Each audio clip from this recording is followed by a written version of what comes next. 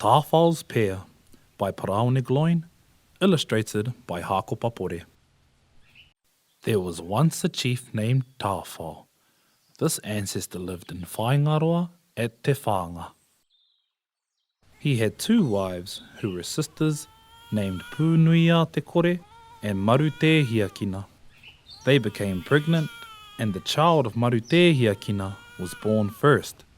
His name was Whatihua. Following this, not long after the birth of Whatihua, Pūnuia Te Kore gave birth to a boy. His name was Tūrongo. They were nurtured and taken care of by their mothers and raised by their father Tāwhao. As time passed, the pair grew into adolescence and would continuously compete against each other. They would also argue as to who was the elder sibling and who was the younger. Whatihua would say, "I'm the older brother because I was born first." Tūrongo would contend by saying, "No way, I'm the older brother because your mother is the younger sister of my mother." This was their main dispute throughout their childhood, and it continued through to adulthood. The years passed and the pair matured into men. They were involved in all the tasks of men, but the issue of who was senior remained in their thoughts. In due time, Tūrongo set out to explore the land. He arrived at Pātea in the Taranaki district. Whilst there, he met the noble maiden of the area. Her name was Ruapūtahanga. She was a descendant of Turi, the man who sailed the Aotea canoe to Aotearoa. They became affectionate toward one another, and it was decided that Ruapūtahanga would travel to Tūrongo's home to become his wife.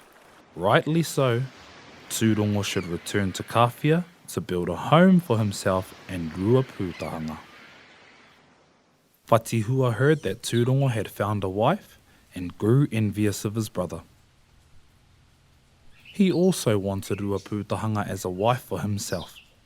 So, Whatihua thought of how he might interfere with Tūrongo. Whilst Tūrongo was building his house, Whatihua would look over and say, "Hey Tūrongo, the ridge pole is too long. Cut it so it's shorter." Tūrongo took notice and cut the ridgepole, making it shorter. Whilst Tūrongo was working in the garden, Whatihua would look and say, "Hey Tūrongo, your garden is too big. It will be hard to look after." Tūrongo took notice and made his garden smaller.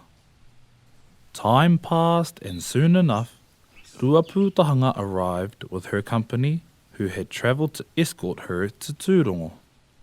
They were welcomed accordingly, and when Ruapūtahanga saw Tūrongo's house, she worried it was too small and they would not fit. At that point, Whatihua said, "Come and stay at my home, it is large." When Ruapūtahanga and the others saw Tūrongo's garden, they were concerned it was too small and there was not enough food. Whatihua said, "I have plenty of food." He prepared food from the land and the sea. Tūrongo was ashamed and deeply saddened. He also knew that Whatihua had been dishonest, and so Whatihua married Ruapūtahanga. But what would become of Tūrongo? It would only be right that he leave, as he had no reason to stay, so he decided to depart Kawhia.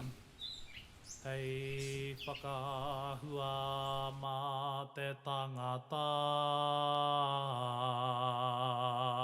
I te hikitanga o te pou. Ka kopa I te hetara, ka hira kei runga. O pāna ko a nge au, ko te wahine.